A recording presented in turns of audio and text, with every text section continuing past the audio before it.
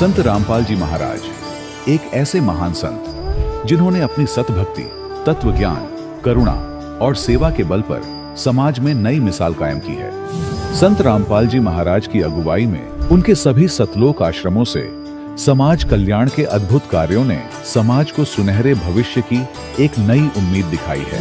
संत रामपाल जी महाराज से नाम दीक्षा लेने के बाद लाखों लोगों की लाइलाज बीमारियां जैसे कैंसर, एड्स आदि ठीक हुई। संत जी के ज्ञान से प्रेरित होकर उनके अनुयायियों ने लाखों यूनिट रक्तदान किया।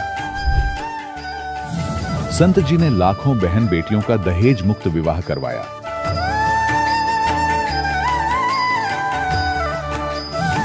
संत जी ने लाखों लोगों का नशा छुड़वाया, करोड़ों उजड़े परिवार बसे। संत जी के आश्रमों में समागम के दौरान निःशुल्क नेत्र चिकित्सा, दंत चिकित्सा प्रदान की जाती है। संत रामपाल जी महाराज द्वारा समय समय पर पर्यावरण संरक्षण के उद्देश्य से बड़े स्तर पर वृक्षारोपण किया जाता है।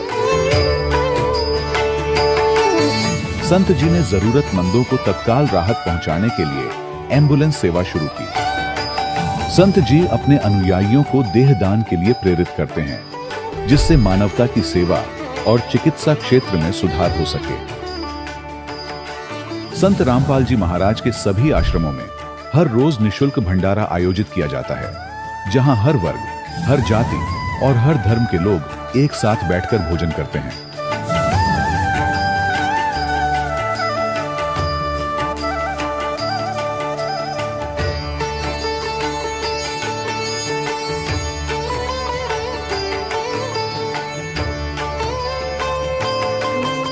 संत रामपाल जी महाराज की अन्नपूर्णा मुहिम ने गरीब और बेसहारा लोगों के जीवन में एक नई ऊर्जा और उम्मीद को जन्म दिया है। घर घर खाद्य सामग्री और जरूरी मदद पहुंचाकर संत रामपाल जी महाराज ने लोगों को दुख और मजबूरी से लड़ने की ताकत प्रदान की है।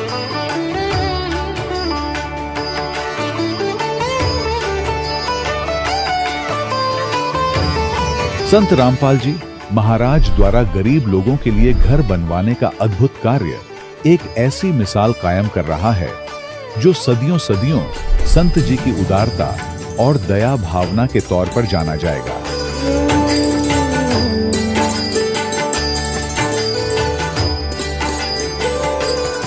संत रामपाल जी महाराज के आश्रम में हजारों बुजुर्गों को सम्मान और प्यार के साथ जीवन जीने का अवसर मिलता है। उनके खाने, रहने और स्वास्थ्य की पूरी जिम्मेदारी संत रामपाल जी महाराज उठाते हैं। अनाथ बच्चों के लिए संत रामपाल जी महाराज के सभी आश्रम किसी वरदान से कम नहीं। यहाँ उन्हें शिक्षा, संस्कार और भविष्य के लिए बेहतर अवसर प्रदान किए जाते हैं। चाहे बाढ़ हो, भूकंप या महामारी, संत रामपाल जी महाराज और उनके अनुयायी हमेशा ही जरूरतमंदों के लिए सबसे आगे खड़े रहते हैं। कोविड महामारी के दौरान संत रामपाल जी महाराज के आश्रमों से करोड़ों लोगों के लिए भोजन, दवाइयां और जीवन रक्षक सामग्रियां उपलब्ध कराई गई। चाहे गरीब की मदद हो या किसी शोषित और पीड़ित वर्ग के हक और सम्मान की लड़ाई, संत रामपाल जी महाराज ने हमेशा ही उनकी दबी आवाज को सरकारों तक पहुंचाया है और उन्हें उचित न्याय दिलवाने में अहम भूमिका अदा की है। समाज में आध्यात्मिक और सामाजिक मूल्यों के प्रति जागरूकता लाने में संत रामपाल जी महाराज हर कदम पर मानवता के सच्चे सेवक साबित हुए हैं। संत रामपाल जी महाराज का जीवन हमें सिखाता है कि सच्ची सेवा वही है जो निस्वार्थ भाव से की जाए। आइए हम भी इस महान सेवा के कार्य में इस महान संत से जुड़ें और संत रामपाल जी महाराज से नाम दीक्षा लेकर अपने जीवन को धन्य बनाएं।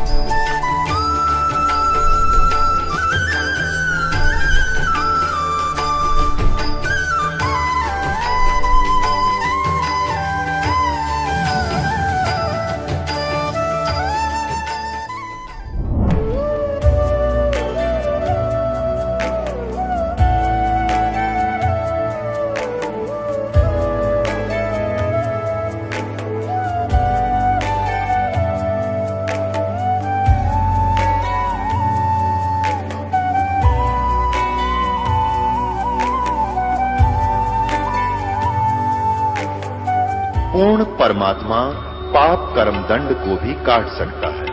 अभी तक जिस भी संत व महापुरुष से मिले, उन्होंने यही बताया कि पाप कर्म फल भोगने से ही समाप्त होगा। वो प्रभु कौन है जो पाप कर्म को काट देता है, वो काल के बंधन से छुड़वा देता है। उसका क्या नाम है, पूजा की विधि क्या है? कृपया अवश्य सुनिए जगत गुरु तत्वदर्शी संत रामपाल जी महाराज के अमृत वचन। नमस्कार दर्शकों, आज हम आपको कैथल हरियाणा के रोशन लाल जी की अनोखी यात्रा से रूबरू करवाने जा रहे हैं। 20 वर्षों तक डेरा सच्चा सौदा पंथ से जुड़े रहने के बावजूद इन्हें भक्ति का कोई वास्तविक लाभ नहीं मिला। परंतु ऐसा क्या हुआ जो इन्होंने संत रामपाल जी महाराज के सत्संग प्रवचनों को सुनकर अपनी 20 वर्ष पुरानी साधना को त्याग कर संत रामपाल जी महाराज से नाम दीक्षा ग्रहण की? और क्या नाम दीक्षा लेने से इनके जीवन में कोई बदलाव आया? तो आइए सुनते हैं रोशन लाल जी के जीवन की सच्ची कहानी, उन्हीं की जुबानी। नमस्कार सर। नमस्कार सर जी। सर क्या नाम है आपका? रोशन लाल जी। रोशन लाल जी, आप कहाँ से हैं? मैं गांव खानपुर, ब्लॉक सीवण, जिला कैथल, हरियाणा से जी। सर संत रामपाल जी महाराज से नाम दीक्षा आपने कब ली? मैं सितंबर 2013 के अंदर जुड़ा जी। संत रामपाल जी महाराज से नाम दीक्षा लेने से पहले क्या आप कोई भक्ति साधनाएं भी करते थे? हाँ सर जी, मैं डेरा सच्चा सौदा सिरसा गुरमीत राम रहीम सिंह जी से जुड़ा था जी। वहाँ मैंने 20 साल तक भक्ति की जी। और कुछ मैं 3-4 महीने आशुतोष महाराज जो नूर महल वाले, उनके साथ जुड़ा बाद में। सर आपने बताया कि आप 20 साल से डेरा सच्चा सौदा सिरसा से जुड़े रहे, तो आपने क्या भक्ति साधनाएं की वहाँ? सर जी वहाँ पर हम एक बेड्डा चाल के हिसाब से लगे हुए थे, क्योंकि हमारे रिश्तेदारें बहना को ये रिश्तेदारें कईयों ने नाम लिया हुआ था। तो बचपन से ही फिर मैंने भी 3 मार्च 1993 को सीवण के अंदर गुरमीत राम रहीम सिंह आए थे, तो वहाँ से मैंने नाम दीक्षा वहाँ से ले ली थी। तो उनके अनुसार ही मैंने भक्ति करी। तो मैंने 1995 के अंदर डेरा सच्चा सौदा सिरसा के अंदर पक्की समिति के अंदर नाम लिखवा लिया था जी। वहाँ पर 7 नंबर मोटर है जी, वहाँ पर खेता समिति बोल रहे हैं उसको जी। मैंने वहाँ पर सेवा करी। उसके बाद लंगर घर के अंदर मैंने पक्की समिति में सेवा करी। तो उसके बाद फिर मैंने जामीन सर जो लोकट होते हैं 6 नंबर कमरा, एडर समिति बोलते हैं उसको जी, वहाँ पर मैंने सेवा करी। मैंने ग्रीन एस की वर्दी ली हुई थी जी। सात सतनाम जी जो ग्रीन वेलफेयर है नहीं, डेरा सच्चा सौदा सिरसा की, वहाँ से मैंने वर्दी ली हुई थी जी। तो मैं सीवण ब्लॉक का ग्रीन एस वेलफेयर फोर्स का जिम्मेवार भाई भी था जी। और सीवण ब्लॉक के अंदर 2009 के अंदर मेरे को 7 मेंबर कमेटी का जिम्मेवार बनाया गया। ये ग्रीन एस की वर्दी के अंदर मैं बैठा हूँ जी। ये शेड में भी ग्रीन एस की वर्दी के अंदर बैठा हूँ जी। ये ग्रीन एस की वर्दी है जी मेरी। ये ग्रीन एस की वर्दी के अंदर मैं बैठा हूँ जी। ये मेरे परिवार के सदस्य हैं और साथ संगत है जी। ये सरपंच वगैरह ये हमारे गांव के हैं जी। ये ग्रीन एस की वर्दी के अंदर मैं बैठा हूँ। ये इधर मेरे अंगूठे के पास मैं हूँ जी। ये ग्रीन एस की वर्दी मेरे पास थी जी। और मैं इसका जिम्मेवार था जी सीवण ब्लॉक का जी। तो मैंने वहाँ पर तन मन से सेवा करी है जी। जो भी सेवा आती वहाँ जाते थे जी हम। तो जो राम रहीम महाराज ने, सरसा वाले ने, हमारे भक्ति भाई, हमने तन मन से भक्ति करी है। लेकिन फिर भी हमारे कोई फ़ायदा नहीं हो रहा था जी, क्योंकि यदि शरीर ही सुख होगा नहीं तभी भक्ति कर सकते हैं वहाँ। तो मेरे जी एक शरीर के अंदर प्रॉब्लम थी जी। मेरे को भूख नहीं लगी थी बिल्कुल भी। मेरा शरीर बहुत कमज़ोर हो चुका था। दूध का भी पाइया दूध भी मेरे को पिया नहीं जावा था बिल्कुल भी जी। कलियाई आई कर दी। रोटी भी 1-2 रोटी खाया करता। परिवार के चिंतित हो गए, भाई बहुत कमज़ोर हो गया तो भाई ये तो खाना ही नहीं खाता है। तो उसके बाद जी जब दवाई ने नहीं फ़र्क कराया, तो उसके बाद एक करमपाल ककेड़ी है जी हमारे ब्लॉक के अंदर, डॉक्टर है RMP जी। वो कहने लगा भाई तो ऐसे करे कर प्रेमी जी, आप नहीं एलोवेरा की दवाई पिए करो। आश्रम में डेरा मणी हुए जो चमा ठीक है जी। तो मैंने एलोवेरा दवाई पीने लगे जी। मैंने जो 2-3 साल पी दवाई एलोवेरा जी। तो मेरे को भूख लगनी होगी स्टार्ट जी। तो फिर मेरे को लाग कर गई जी दवाई। वहाँ दवाई छोड़ दी जो वही हालत पहले बारी मेरे साथ हो जाती है फिर जी। तो मैं बहुत परेशान था जी। मेरे को भूख हो गई, प्रॉब्लम थी, मेरे हर समय चिंता रह रही थी जी।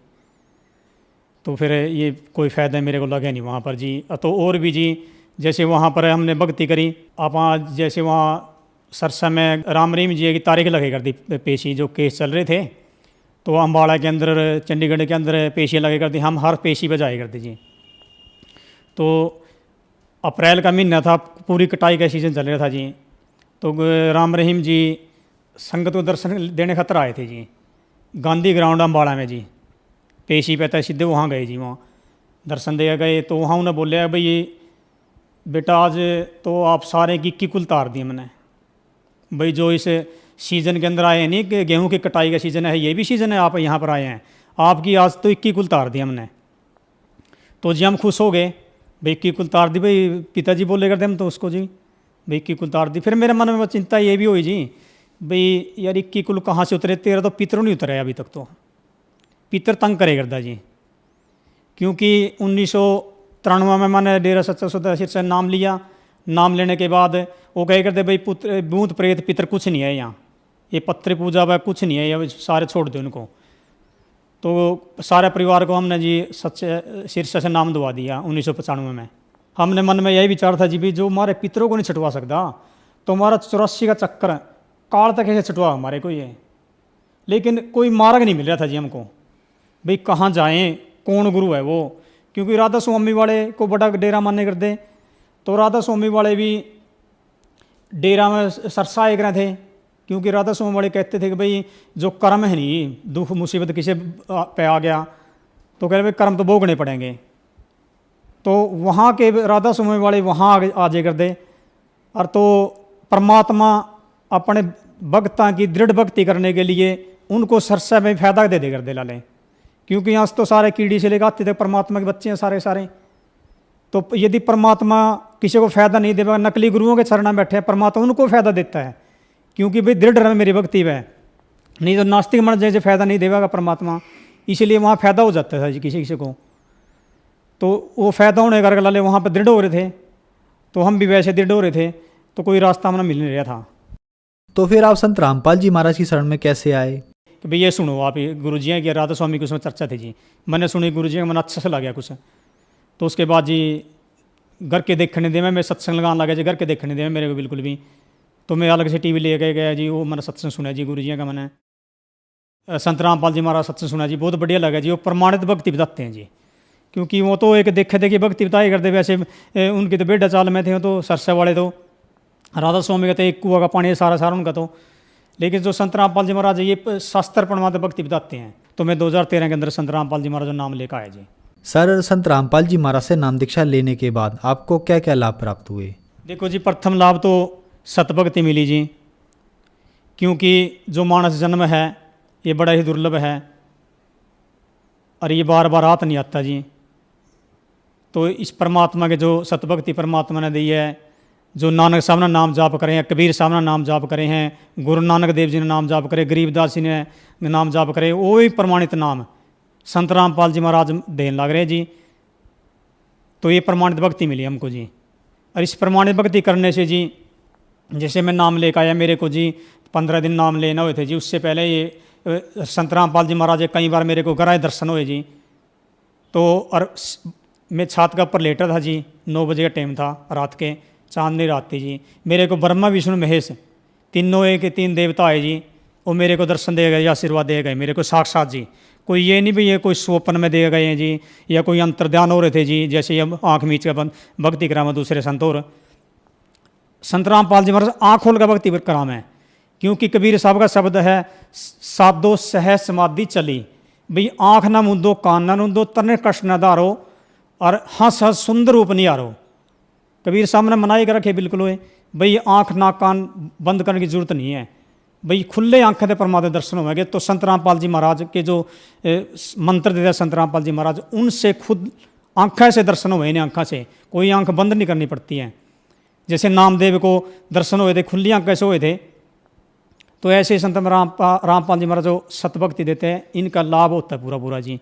तो ऐसे जी और भी जी, जैसे हम अपने लड़के शिवन ऐसे बाल सदन में पढ़ते हैं जी, तो वहाँ पर मैं लड़के को बदे दुआने खतर पर गया स्कूल की जी। तो शिवन जी मैं मोटरसाइकिल पर, बच्चे दोनों मेरे पीछे बैठे हुए थे जी। तो वो बच्चे, मैं मोटरसाइकिल चला रहे थे, मेरे आगे जी एक ट्राला था जी, वो ट्राला जा रहा था जी, और पीछे से सिर्फ मेरा फिर ट्राला का फ़र्क जी 8-10 फुट का था, सारा 8 फुट का। तो गाड़ी पीछे से आई जी, मेरा जी पूरी चोरी टक्कर मारी जी गाड़ी ने जी मोटरसाइकिल का जी, मेरा सलेंसर भी मुड़ गया जी। तो परमात्मा ने इसी मेरे करी मेरे एक कदम ब्रेक लग गए जो उठे ऑटोमेटिक मैंने कुछ नहीं कराया जी, बिल्कुल भी ना ब्रेक लगाए, कुछ नहीं मारा जी। तो जी यदि परमात्मा के शरण में नहीं होंगे जी, माम जी गड्डी के नीचे तीनों के तीन मर जाते उस दिन जी, लेकिन परमात्मा दया मेरे करी जी। तो हमने फिर जाकर घर देखा जी, उसने सिर मुड़े पाए जी, नहीं जी टेढ़ा हुआ पाए जी, जैसे मेरे को भूख नहीं पहले लगे नहीं थी। तो संत रामपाल जी महाराज शरण में आ गए नहीं जी। तो जो मेरे को एलोवेरा ला करी थी दवाई वो दवाई जी एलोवेरा मैंने छोड़ दी बिल्कुल। आज तक मैंने एलोवेरा के एक ढक्कन भी नहीं लिया इस दवाई का जी। आज मेरे को पूरी भूख लगे जी। एक मेरा जी बहुत ही बड़ा चर्म रोग था जी, टांग के ऊपर मेरा बहुत चर्म रोग बहुत बड़ा था जी, यहाँ पर जी, यहाँ से इतना इतना जा रहा था जी। यदि मैं कोई पजामा पैंट वगैरह नीचे नहीं कर सकता, ऊपर नहीं कर सकता था जी, न्यूज शर्म आए कर दी। लेकिन मैंने दवाई बहुत अपने एक मेहता है प्रीति मेहता कैथल के अंदर जी, वहाँ मैंने दवाई काफ़ी खाई जी, कोई फायदा नहीं होया। लेकिन संत रामपाल जी हमारे शरण में गए नहीं, सतभक्ति करने से, उन मंत्र जाप करने से ही पहले मंत्र मिला था प्रथम जो उस टाइम समय जी, तो मेरे को जी ये चर्म रोग से मुक्ति मिलेगी जी। मेरे कोई चर्म रोग नहीं है जी, ये दांत बहुत पुराना हमारा वंशज था जी, मेरा पिताजी को भी ऐसा दांत था जी, मेरी सिस्टर को भी ऐसा था जी, और मेरे को भी वही था जी। ये सारा मेरा चर्म रोग जो मेरे एक कुष्ठ रोग था जी, ये मेरे परमात्मा रामपाल जी महाराज शरण में जाने से ठीक हो गया जी। सर आपने बताया कि आपने 20 साल तक डेरा सच्चा सौदा सिरसा पंथ की भक्ति की और वहां आप एक सेवादार भी रहे और एक जिम्मेदार कमेटी सदस्य भी रहे। तो फिर संत रामपाल जी महाराज की बताई हुई भक्ति में और डेरा सच्चा सौदा सिरसा पंथ की बताई हुई भक्ति में आपको क्या अंतर दिखा?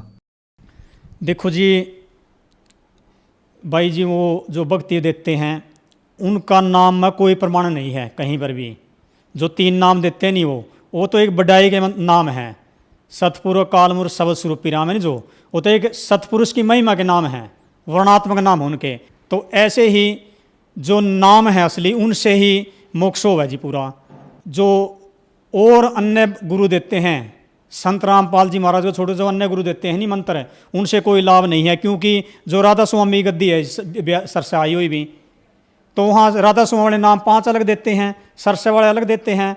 और वो राम रहीम जी ने हमको एक बर्मित करा हुआ था, वो कहते थे भाई जो किसी ने प्रश्न कराया, मैंने प्रश्न कराया, लेटर लिख के भेजा सत्संग के अंदर, भाई गुरु जी भाई ये बताओ हमारे को, राम पिताजी भाई हमारे को ये बताओ, भाई राधा स्वामी 5 नाम देते हैं और अपने ये 3 नाम हैं। वही कबीर साहब ने 4 नाम भी कहा, भाई कबीर साहब ने कहा भाई कोटि नाम संसार में इनसे मुक्त न हो, आदि नाम गुप्त कर रखा बुझे बिरला कोई, भाई कौन सा नाम है?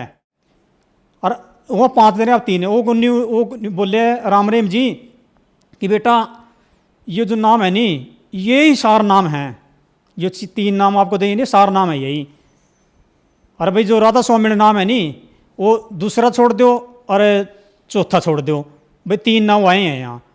और जब हमने जब रामपाल जी महाराज शरण में आए, जब पता लग गया, हम बरमित करे हुए थे उन्हें, तो भाई राधा स्वामी वाले नाम है 5 नाम है, मैं 2 छोड़ रखे हैं, और राधा स्वामी तो अलग नाम है 5 5 है, और सरसा वाले अलग नाम हैं, दिनोद वाले अलग राधा स्वामी दयाल की दया दे रहे हैं, सारे अलग अलग अपने अपने डपली अपना राग पीट रखे हैं, कोई इनके प्रमाणित मंत्र नहीं इनके पास जी। एक ये मेन बात ये कहते हैं जी, जो संत हैं नकली संत है सारे संत रामपाल जी महाराज को छोड़कर, ये कहते हैं परमात्मा निराकार है, भाई उसका प्रकाश है, उसका कोई शरीर नहीं है। और जबकि गुरु ग्रंथ साहब के अंदर भी लिखा हुआ है, गुरु ग्रंथ साहब पेज 1257 में लिखा है, बागे कापड़ बोले बहन लंबा उधर नक ते काले तेरे नैन, देखा साहब कदे ऐसा बहन। तो जी परमात्मा साकार है, संत रामपाल जी महाराज ने प्रमाणित करके बता दिए वेद शास्त्र गीता के अंदर। कहीं पर जाकर देख लो, जो गरीब संगत है वो तो नीचे बैठती है, खाना भी उनको सिंपल मिलता है, और जो कोई एमएलए मंत्री है या कोई और जाता है बड़ा, उसको अलग से कैंटीन में खाना खाना जाता है हर जगह की, हमने देखा है सरसे भी।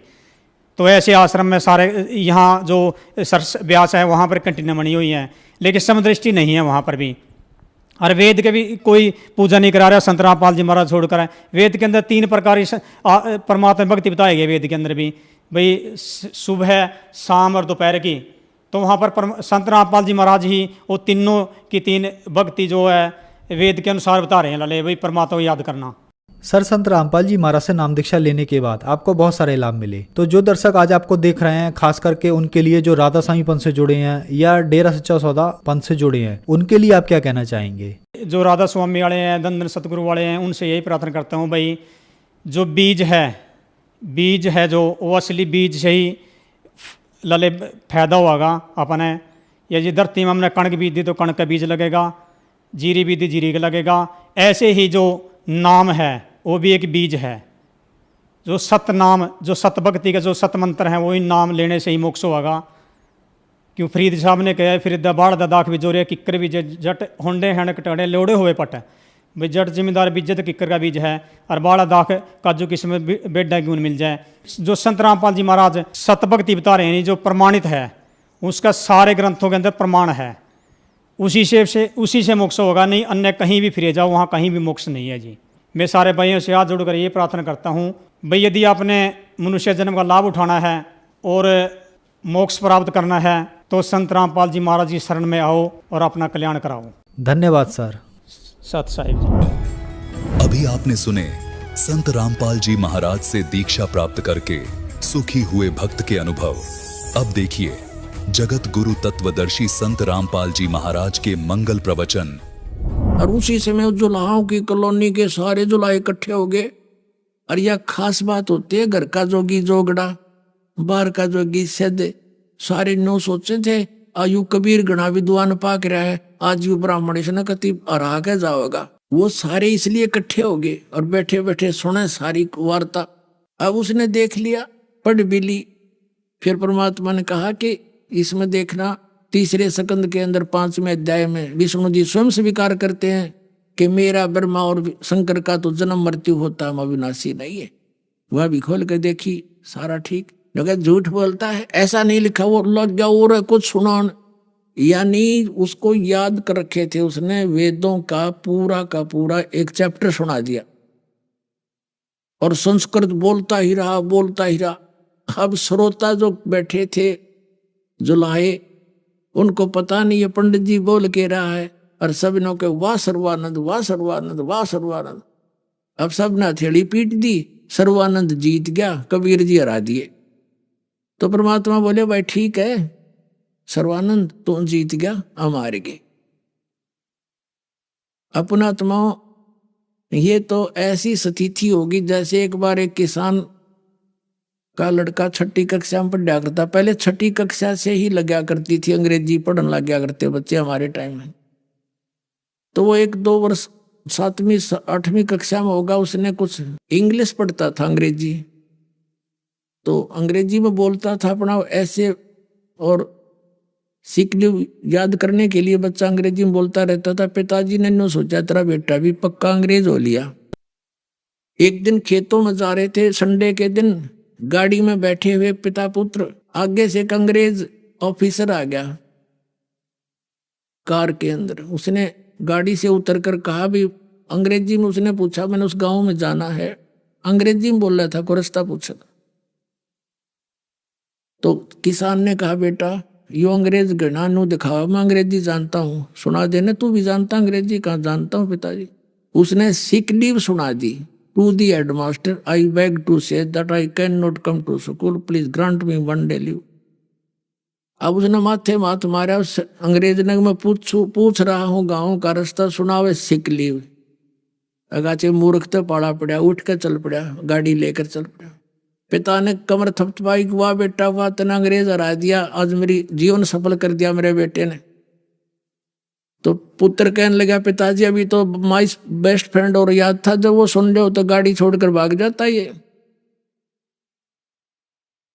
तो पुण्यात्मा परमात्मा पूछ रहे थे ब्रह्मा विष्णु महेश के माता पिता, बता पंडित जी सुनावे सिक लीव। तब आखिर में भगवान ने बोले भाई ठीक है, उद्देश्य क्या है तेरा? तो जीत गया ना, सबने थेड़ी पीट दी, ताली पीट दी, तू विजयी हो गया, जा अपने घर ने, बोला से नहीं जाने वाला, लिख कर दे दे। अगर भाई लिख ले, मैं तो शिक्षित हूं, लिख ले पंडित जी, लिख ले तू अपने आप, मैं अंगूठा ला दूंगा। सर्वानंद ने लिख लिया। शास्त्रार्थ में कबीर जी पराजित हुए, सर्वानंद विजयी हुए। परमात्मा ने अंगूठा लगा दिया, ले भाई ठीक, जा पीछा छोड़। अब जाके अपनी माँ से कहने लगा माता जी देख, जाते हार गया मेरे सामने, उसकी क्या अस्तित्व था। उसकी माँ ने कहा बेटा फिर पढ़ के सुना जो तू लिखवा के लाया है। वो लगा पढ़ के सुनाने, उसमें क्या लिखा पाया कि शास्त्रार्थ में सर्वानंद हार गया, कबीर साहब जीत गए।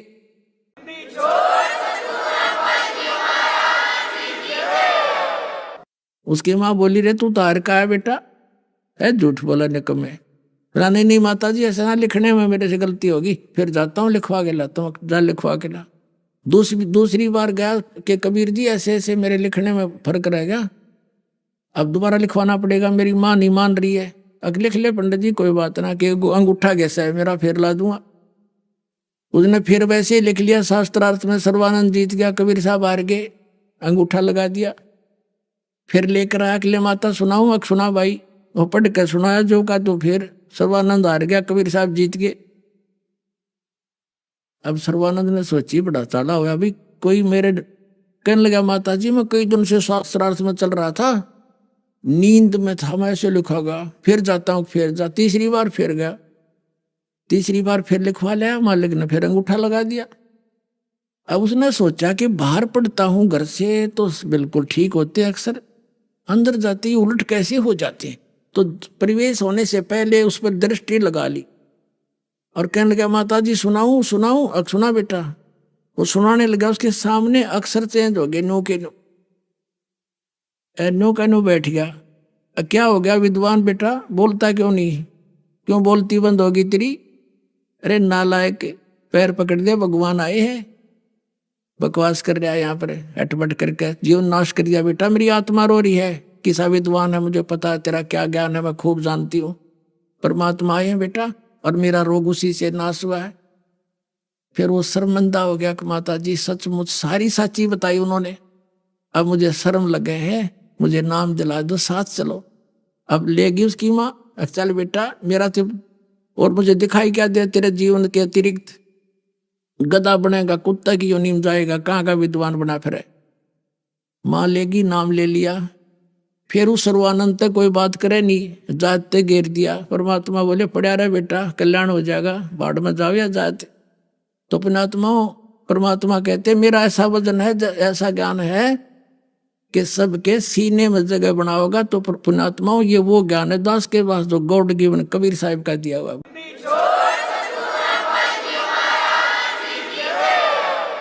जब तक हमें सत्संग सुनने को नहीं प्राप्त होता, तब तक हम अपने उन्हीं क्रियाओं को, उन्हीं कर्मों को जो हमारे पूर्वज करते आए,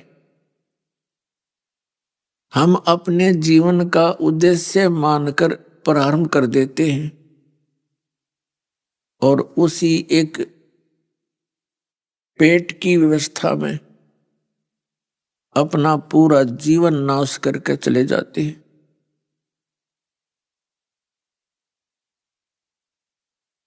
जिस दिन से हमें सत्संग मिलता है, संतों के वचन सुनने को मिलते हैं, सत्संग परमात्मा का विधान होता है। सत्संग के अंदर जो ज्ञान संत कराते हैं वो परमात्मा का विधान बताया जाता है,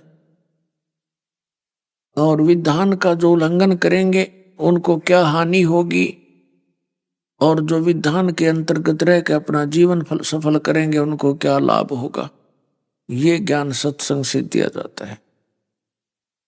और पुण्यात्माओं, इस पूरे विश्व में कहीं सत्संग नहीं है, पूरे विश्व में सत्संग नहीं है इस दास के अतिरिक्त। वर्तमान में पहले तो परमात्मा स्वयं आए थे, वो तो ज्ञान देकर ही गए हैं, उन्हीं के द्वारा दिया हुआ वो ज्ञान, वो सत्संग ये दास आप जी को सुना रहा है। और जो महात्मा परमात्मा से परिचित हुए, सतलोक गए,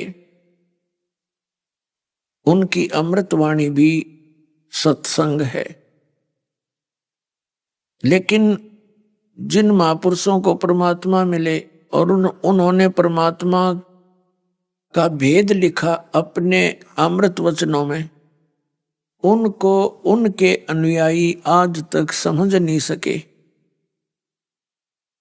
इस दास पर वो रजा बख्शी कि उन महापुरुषों के उन गूढ़ रहस्यों को, सांकेतिक शब्दों को ये दास समझ सका और आप जी को फिर उन्हीं के वचनों का सत्संग सुना सका। परमात्मा ने, कबीर परमेश्वर जी ने, परम अक्षर ब्रह्म ने 600 वर्ष पहले ये सत्संग सुनाया था। वो क्या बताया करते थे? दुख में सुमरण सब करें, सुख में करे ना कोई।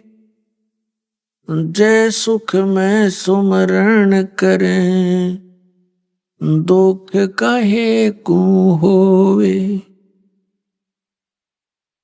सुख में सुमरण किया नहीं, दुख में करते याद। कहें कबीरता दास की, फिर कौन सुने फरियाद।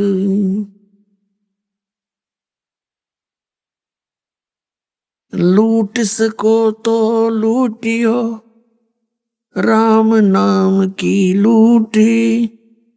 पीछे फिर पछताओगे, प्राण जहांगे छूटे। नहीं भरोसा देही का, विनस जावे छिन माही। श्वास उश्वास में नाम जपो, और यतन कछु नाई। श्वास उश्वास में नाम जपो, व्यर्थ श्वास मत खो। ना जाने इसी श्वास को, आवण हो कि न हो। पृथ्वी पति चकवे गए, जिनके चक्र चलंत। रावण सरीखे कौन गिने, ऐसे गए अनंत। सर्व सोने की लंका थी, वो रावण से रणधीर। एक पलक में राज विराजी, जम के पड़े जंजीर।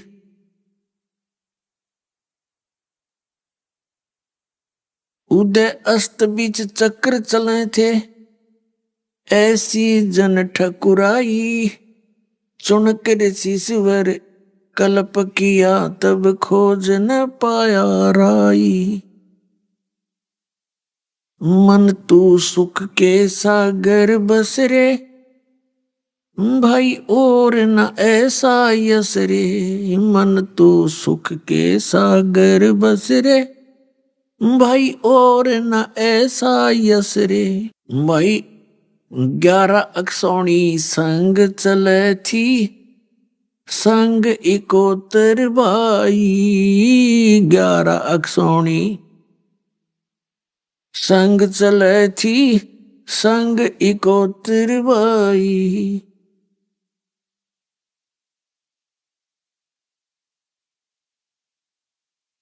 दुर्योधन से राजा मर गए, उदे ही गीद ना खाई। मन तू सुख के सागर बस रे, भाई और न ऐसा यस रे। काशीपुरी कबीरा होते, ताही लखोरे भाई। काशीपुरी कबीरा होते, ताही लखोरे भाई। केसों से बन जा रे जिसके, 9 लाख बॉडी आई। मन तू सुख के सागर बस रे, भाई और न ऐसा यस रे। अब परम पिता परमात्मा कबीर भगवान कबीर साहिब जी, ये अपने पिता हैं, परम पिता हैं, हम सभी के जनक हैं। ये परम अक्षर ब्रह्म है। इन्हीं को सतपुरुष, अकाल मूर्त, शब्द स्वरूपी राम आदि उपमात्मक नामों से जाना जाता है। इनका बॉडी का नाम कबीर देव है, कबीर साहब है। कबीर साहब कबीर है। जैसे अपने देश के प्रधानमंत्री जी का शरीर का नाम तो अलग होता है और पद के नाम भाषा भिन्न, प्रधानमंत्री और प्राइम मिनिस्टर ये पोस्ट के पद के नाम है, उपमात्मक नाम है। ऐसे सतपुरुष अकाल मूर्त शब्द स्वरूपी राम सतपुरुष परम अक्षर ब्रह्म ये उसी कबीर परमात्मा के उपमात्मक नाम है, उपाधि के नाम है। तो पुण्यात्माओं वो परमात्मा हम सभी के जनक हैं और हम यहां काल के लोक में कैसे फंसे इसका सृष्टि रचना से ज्ञान होता है। जिस समय परमात्मा ने ऊपर के सभी लोकों की रचना कर दी, सतलोक, अलखलोक, अगमलोक और अकैलोक, और उनमें प्रत्येक लोक में यही कबीर परमात्मा अपने 4 रूपों में विराजमान हुए और प्रत्येक लोक के ऊपरले हिस्से में परमात्मा ने एक बहुत बड़ा गुम्बज वचन से बनाया। उसके अंदर एक सिंहासन और सिंहासन के ऊपर परमात्मा स्वयं विराजमान हुए। उनके सिर पे मुकुट और वहां और छतर, ऊपर छतर। तो प्रत्येक लोक में परमात्मा स्वयं ही 4 रूप धारण करके विराजमान हुए। परमात्मा नर आकार है, मनुष्य सदृश हैं। उनका प्रत्येक लोक में शरीर का प्रकाश अलग अलग है।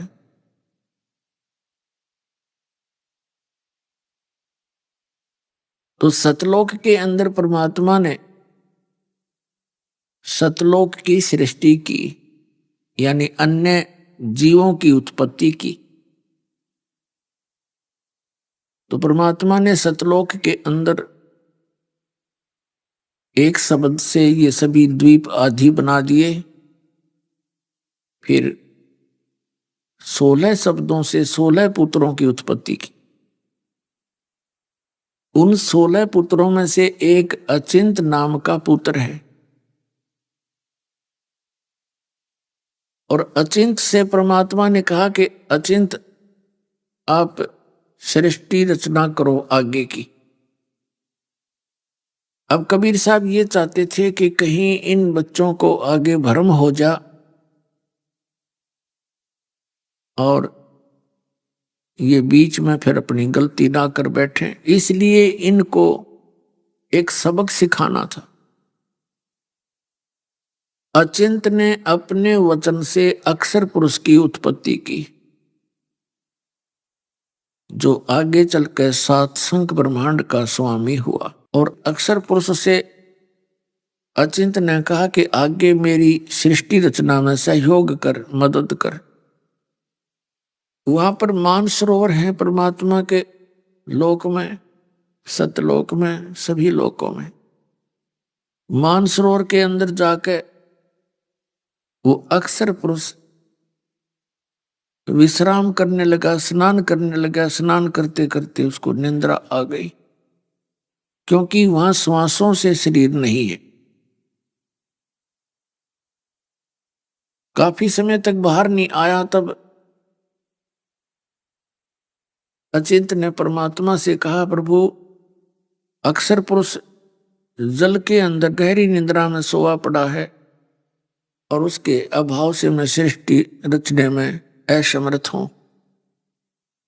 तब परमात्मा ने कहा, बेटा समर्थ का काम समर्थ ही कर सकता है। तुम्हें एक सबक सिखाया है कि आगे चल के तुम टांग ना अड़ानी शुरू कर दो, अपनी अपनी डफली, अपने अपने राग ना बजाने लग जाओ। इसलिए तुम्हारी औकात से तुम्हें परिचित कराया है। तब परमात्मा ने क्या किया, उसी अमृत सरोवर से जल लिया। उस जल से अपने वचन से एक अंडा बना दिया। उस अंडे में अपने वचन से, अपने ही शरीर से एक आत्मा प्रवेश करती है। उस विशाल अंडे को सरोवर में छोड़ दिया और वो गड़गड़ गड़गड़ करता हुआ जब नीचे जाने लगा, अक्षर पुरुष की निंद्रा भंग हो गई और उसने अपने को डिस्टर्ब मान के और थोड़ा सा क्रोध से देखा, जैसे किसी को नींद से जगा दे तो कई व्यक्ति काफी नाराज हो जाते हैं, यह स्वभाव है।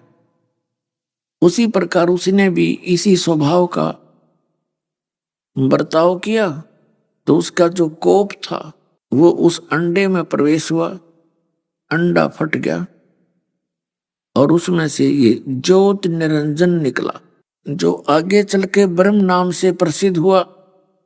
काल भी इसी को कहते हैं, ज्योत स्वरूपी निरंजन भी इसी को कहते हैं। ये निकला। परमात्मा ने कहा तुम दोनों बाहर आओ। अक्षर पुरुष तुम निंद्रा में थे और तुम्हें जगाने के लिए ये सब क्रियाएं करनी पड़ी। दोनों बाहर आ गए। कौन? सरपुरुष और अक्षर पुरुष। तो परमात्मा ने कहा आप जाइए अचिंत के लोक में, तीनों जने रहो उसके द्वीप में। आज्ञा मानकर वो दोनों वहां चले गए, तीनों, अचिंत, सरपुरुष और अक्षर पुरुष। ये अचिंत के लोक में रहने लगे। काफी समय व्यतीत हुआ। उसी दौरान परमात्मा ने, कबीर देव जी ने, सतपुरुष ने, अमर पुरुष ने हम सभी आत्माओं का सृजन किया अपने वचन से, अपने अंदर से। उस परमात्मा ने वचन से हमारी उत्पत्ति की और हम वहां रहने लगे। हमारा सब वहां अलग से, प्रत्येक का अलग अलग परिवार था। जितने हम चींटी से लेकर हाथी तक, या मनुष्य या अन्य प्राणी हैं, पशु पक्षी, ये सभी वहां हंस रूप में रहते थे। हंस माने पक्षी जैसे रूप में नहीं, मनुष्य सदृश हमारा शरीर था एज इट इज। और हमारे परिवार थे, हमारा बहुत बड़े महल थे वहां पर, आज भी हैं, वो खाली पड़े हैं, जिनको हम छोड़कर आ गए। वहां ना बुढ़ापा था और ना मृत्यु थी, दोनों कष्ट नहीं थे। किसी भी वस्तु का अभाव नहीं था। सभी आहार हमारे को उपलब्ध थे। सदा बाहर वहां बाग बगीचे थे, फल फूलों से लदे रहते हैं और हम वहां बड़े आनंद से रहा करते थे। कोई काम नहीं था, कोई काम नहीं था। अपना सैर सपट्टे करो, विश्राम करो, भूख लगे तभी अपना फल फ्रूट आहार भोजन जैसा भी उचित समझो आपको उपलब्ध रहता था। कोई कष्ट नहीं था। तो इस हमारा एक स्वभाव बना हुआ है, जिस समय हमें सुख हो जाता है हम सबसे पहले परमात्मा से दूर होते हैं। हम वहां रहा करते थे। उधर से इस ज्योत निरंजन अर्थात सरपुरुष के मन में, इसके अंदर एक गलत सोच उत्पन्न हुई। इसने देखा कि हम तीन जने तो एक लोक में रह रहे हैं, एक द्वीप में, और हमारे जितने भी अन्य भाई हैं वो सभी अलग अलग द्वीपों में रह रहे हैं। इसने क्या सोचा कि तप करके मैं अलग से स्थान प्राप्त करूंगा। ज्योत निरंजन ने, सरपुरुष ने एक पैर पर खड़ा होकर 70 युग तक तप किया।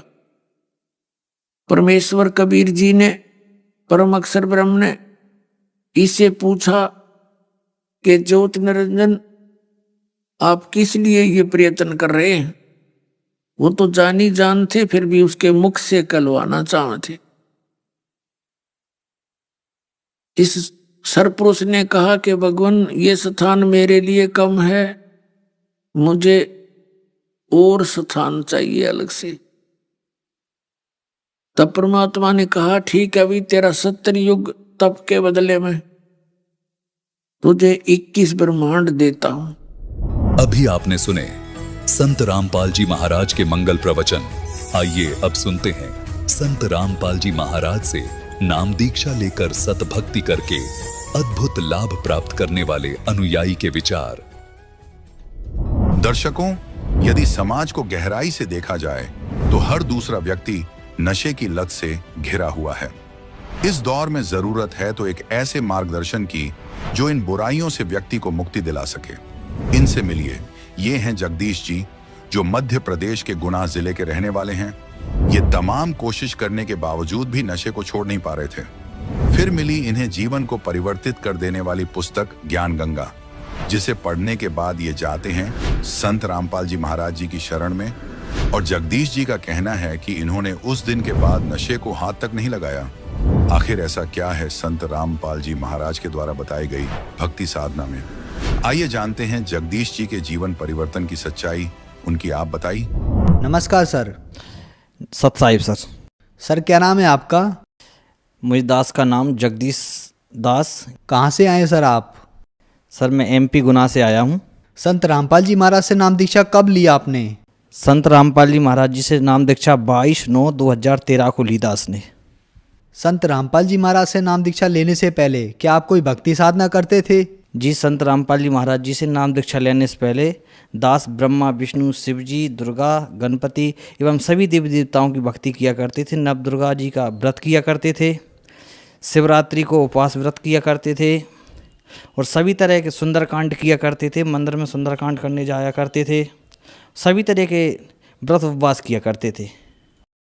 तो सर देवी देवताओं की इतनी भक्ति की, 9 दुर्गों के इतने व्रत किए, उनसे आपको क्या क्या लाभ हुए? उनसे लाभ तो कुछ नहीं हुआ। मैं मंदिर में जब सुंदरकांड करने के लिए जाते थे तो वहाँ से हम गांजा लगाना और सीख गए। वो गांजा पीते थे। गांजा पीने के बाद सुंदरकांड करते थे। इससे पहले भी हम नशा तो सभी करते थे और वहाँ से गांजे की शुरुआत और हो गई। नशा करते करते हम यहाँ तक हो गए कि मेरा वजन मात्र 46 किलो वजन रह गया था। यही भक्ति करते करते मेरे चाचा जी का सन 2011 में शांत हो गए मेरे चाचा जी। ये भक्ति करते करते तो मेरे मन में इस बात का एक जगह बनी रहती थी। बार बार सोचा करता था कि इस भक्ति को करते करते कि मेरे चाचा जी नहीं रहे, ये कैसी भक्ति है। वो जबकि रामायण जी भी पढ़ते थे, वो सब करते थे। तो सर फिर आप संत रामपाल जी महाराज की शरण में कैसे आए? संत रामपाल जी महाराज जी की शरण में हम, जब मैं घर पर रहता था तो बीड़ी, सिगरेट, जर्दा, सिपाड़ी, गुटखा, दारू पीना, मांस खाना, सभी विकार मेरे अंदर थे। मैं ताश खेलता था। कई बार मेरे पिताजी ने मेरे पैर भी पड़े हैं कि बेटा तू दारू छोड़ दे। बहुत तरह तरह से समझाया, लेकिन मुझे एक आदत नहीं छूट रही थी। उस कारण से मुझसे कोई नशा नहीं छूट रहा था। तो पिताजी ने डांट फटकार लगाई। डांट फटकार के कारण मैं गुनाह आ गया। मैंने छोटा मोटा मूंगफली का काम करना चालू किया। मूंगफली का काम करते घनश्याम जी हैं, एक घनश्याम जी राठौर हैं जो सकतपुर रोड पर रहते हैं, उनका मकान का काम लगा था। वहाँ पे हम बैठ कर गांजा पीने लगे। गांव पे गांजा पीते थे, वही गांजा गांव पे वहाँ पे पीने लगे गुना। गांजा पीने के बाद हम 10-12 लोग वहाँ पे बैठने लगे। हर रोज़ शाम को गांजा पीते थे। एक रोज़ एक जय गुरुदेव वाले भैया हैं जिनका नाम दयाराम ओझा है, जो छावनी गुना में रहते हैं। उनने एक निगरा के विषय में एक बात करी कि जो एक निगरा पे जो पाप है, जो धरती में इस किसी प्राणी के ऊपर नहीं है। निगरा क्या होता है? कि निगरा वो होता है जिसका कोई गुरु नहीं है। मुझे इतना ज्ञान नहीं था कि गुरु क्या होता है क्या नहीं होता। मैंने तो वो सुना था कि गुरु नाम दीक्षा दिलवाते हैं, जो बहन भैया बना लेते हैं, गुरु जो नाम दीक्षा दिलवाते हैं वही गुरु होते हैं। मैंने यही सुना रखा था। तो इसके बाद हमारे मन में एक प्रेरणा जागी कि अपन गुरु बनाएं। गुरु बनाने पर जब एक घनश्याम जी जो राठौर जी हैं, उनके गांव पे एक राजू सेन थे। वो राजू सेन जी गांजा पीते थे बहुत ज़ोर से। वो राजू सेन जी एक पुस्तक लाए थे, सतलोक आश्रम बरवाला, संत रामपाल जी महाराज जी का जहाँ हिसार जिला में आश्रम है, वहाँ से ज्ञान गंगा पुस्तक लेके आए थे। तो हमने हमारे मन में विचार थी पूर्ण गुरु के विषय में जानने की।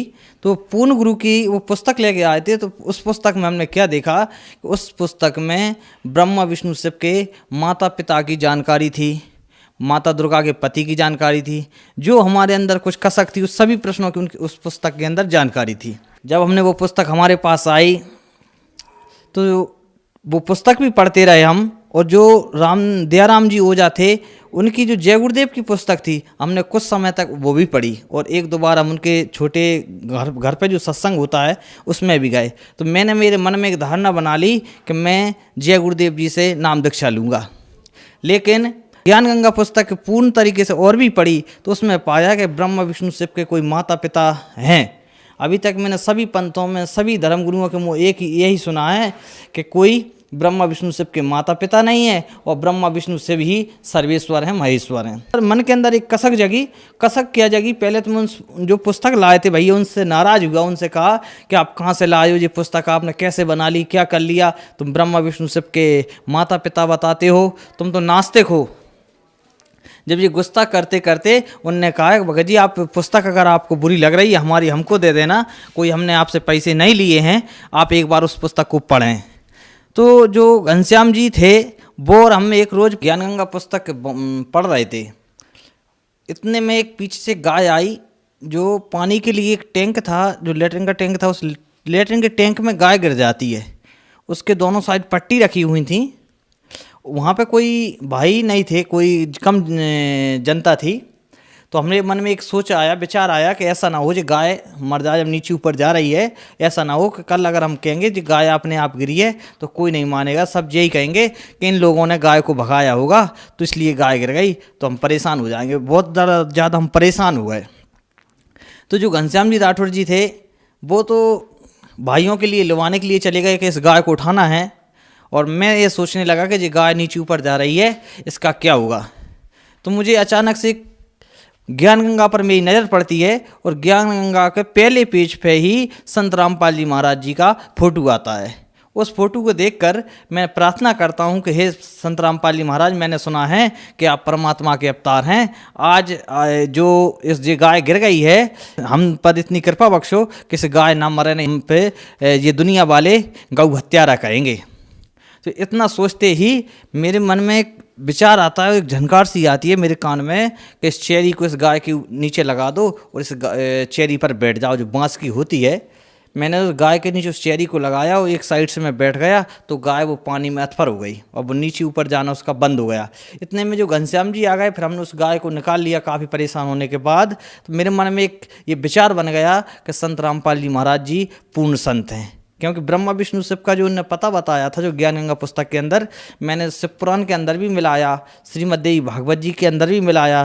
तो इस कारण से मेरे अंदर विचार बन गया कि हाँ, संत रामपाल जी महाराज पूर्ण संत हैं। कुछ दिन बाद हम विचार बनाते हैं संत रामपाल जी महाराज जी के आश्रम जाने की। वहाँ पे हम जाते हैं, नाम दीक्षा ले ली। तो सर, संत रामपाल जी महाराज से नाम दीक्षा लेने के बाद हमने बहुत से संत रामपाल जी महाराज के शिष्यों से सुना है कि उन्हें बहुत से लाभ प्राप्त होते हैं। तो क्या आपको भी कोई लाभ प्राप्त हुए? मुझे सबसे बड़ा लाभ तो ये मिला, पहली बात तो मेरे जो 5 नशा थे वो पूरी तरीके से नशा छूट गए हैं। उस समय मेरा 46 किलो वजन था, आज परमात्मा की दया से मैं हष्ट पुष्ट हूँ। आज मुझे कोई परेशानी नहीं होती। उस समय मैं बैठता तो मेरी दोनों आंखें मुछ जाती थी, आज मुझे कोई थकावट महसूस नहीं होती। पहला लाभ तो ये हुआ।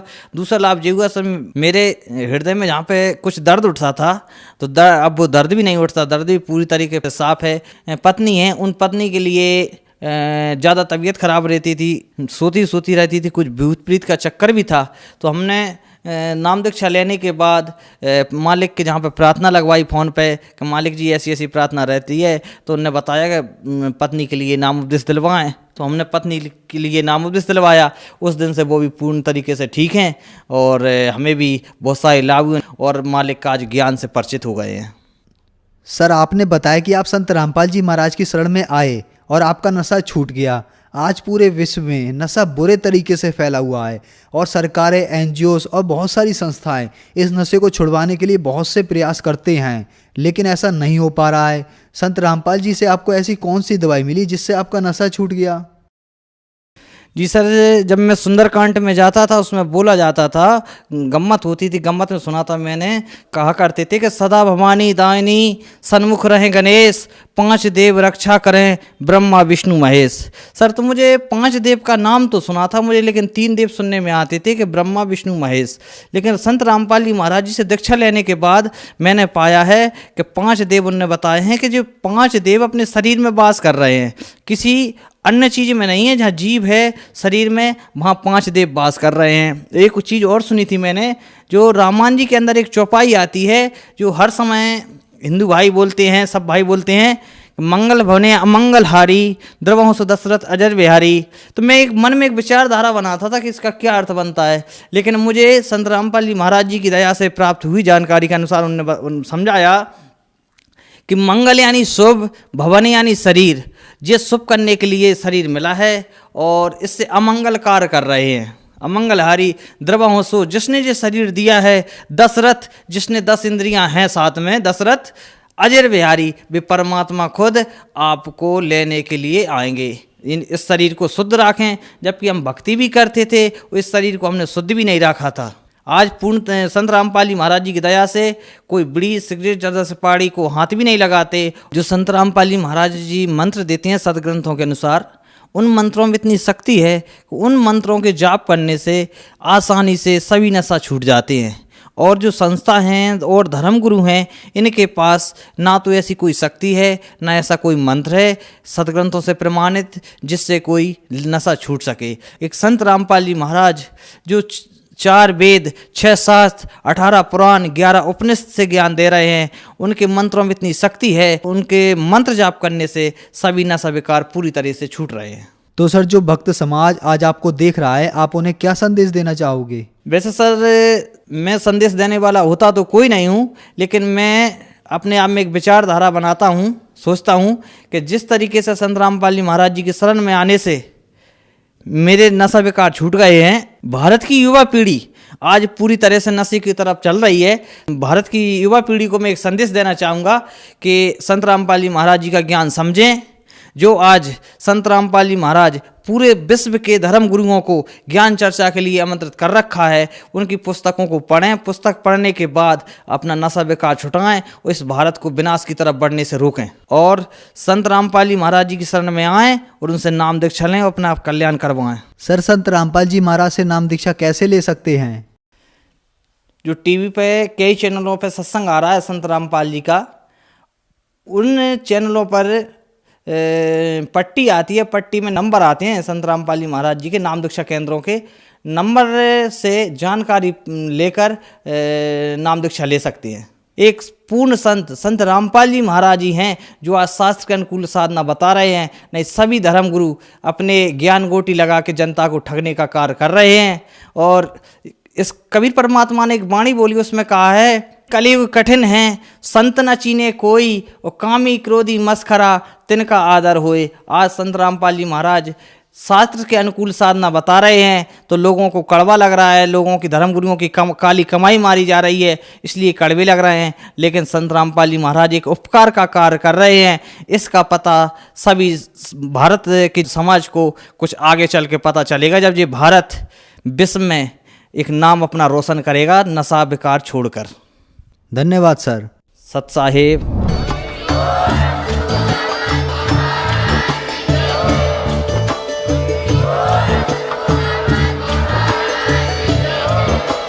आप सुन रहे थे जगत गुरु तत्वदर्शी संत रामपाल जी महाराज जी के मंगल प्रवचन। अधिक जानकारी के लिए विजिट कीजिए हमारी वेबसाइट www.jagatgururampalji.org। संत रामपाल जी महाराज जी के शुभ आशीर्वाद से पूरे विश्व भर में 500 से भी ज्यादा नाम दीक्षा केंद्र हैं, जिन पर संत रामपाल जी महाराज जी द्वारा ऑनलाइन निशुल्क नाम दीक्षा दी जा रही है। अपने नजदीकी नाम दीक्षा केंद्र का पता करने के लिए संपर्क करें 8222880541।